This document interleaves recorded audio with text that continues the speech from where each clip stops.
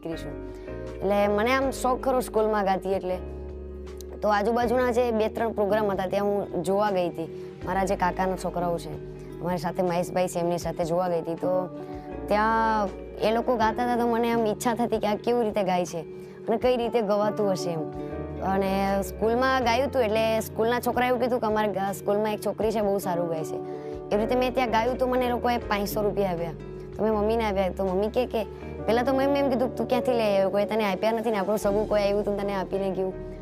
અને ત્યારે મેં એમને કીધું હું ગાવા ગઈ હતી એટલે એમને આમ આશ્ચર્ય લાગ્યું કે તું અને ગા, આપણા તો કંઈ ગાવામાં હોય ને. અને મારી જો કે કોઈ પેઢીમાં કોઈ કલાકાર નહોતું પહેલાંથી જ. અને મેં અચાનક ગાવાનું ચાલુ કર્યું એટલે બધાને આમ નવાઈ લાગી કે ગાવાનું અને આપણા સમાજમાં ને એમાંય છોકરી થઈને એટલે. પણ પછી મેં મમ્મીને વાત કરી, મમ્મી મને કલાકાર બનવું છે. મમ્મીએ ત્યારે તો એમ કે આમથી હા પાડી દીધી, નાની હતી એટલે એમ કે ખોટી રડવા માંડશે એના માટે.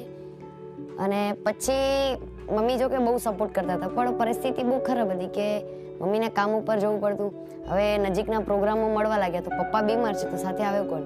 તમારા ગામની પ્રાથમિક શાળામાં તમે જે ગીત ગાયું હતું એ ગીતના કારણે તમને લોકો ઓળખવા માંડે છે, તમારી આજુબાજુના વર્તુળના લોકો, તમારો અવાજ લોકોને ગમે છે.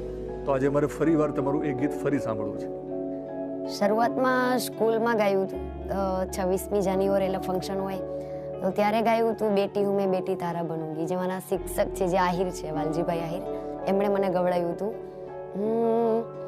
બેટી હું મેં તારા બનૂંગી, बेटी हूँ मैं बेटी मैं तारा बनूंगी, तारा बनूंगी मैं सहारा बनूंगी, तारा बनूंगी मैं सहारा बनूंगी, फूल जैसे सुंदर बागों में खिलूंगी, अरे फूल जैसे सुंदर बागों में खिलूंगी, तितली बनकर मैं हवा को चूमूंगी, तितली बनकर मैं हवा को चूमूंगी, बेटी हूँ मैं तारा बनूंगी. સૌ પ્રથમવાર તમને સ્ટેજ ક્યારે મળ્યું હતું? એવો કયો બનાવ હતો કે જે દિવસે તમને લોકોની વચ્ચે ગાવાનો મોકો મળ્યો? અને બીજી વખત જે બાજુમાં પ્રોગ્રામ હતો ત્યાં જઈને મેં જો કે એક જ ગીત મને ત્યારે કદાચ અમારા સમાજમાં વગડતું એટલે તારી પાઘડીએ મન મોયું રબારી, એ ગીત આવડતું ત્યારે એ જ ગાયું હતું. જો કે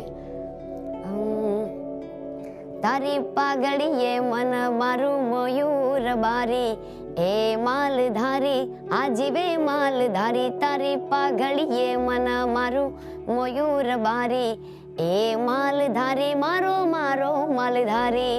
ગીતા રબારીને એવું ક્યારે લાગે છે કે પોતામાં ગાવાની એક ક્ષમતા છે?